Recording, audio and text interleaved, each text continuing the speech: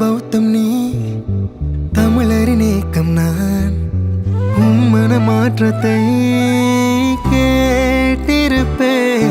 தனித்தனி தேசமாய் ஒரு வீட்டில் வாழ்ந்திட சமஷ்டியின் சாளரம் பூட்டி வைத்திடுவேன்.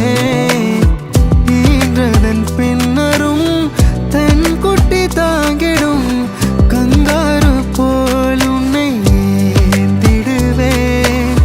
காமத்தின் தேவைகள் தீர்ந்ததன் பின்னரும் காதலின் நெஞ்சிலே சாய்ந்திருப்பேன். நான் சாய்ந்திருப்பேன், நான் சாய்ந்திருப்பேன். ஒரு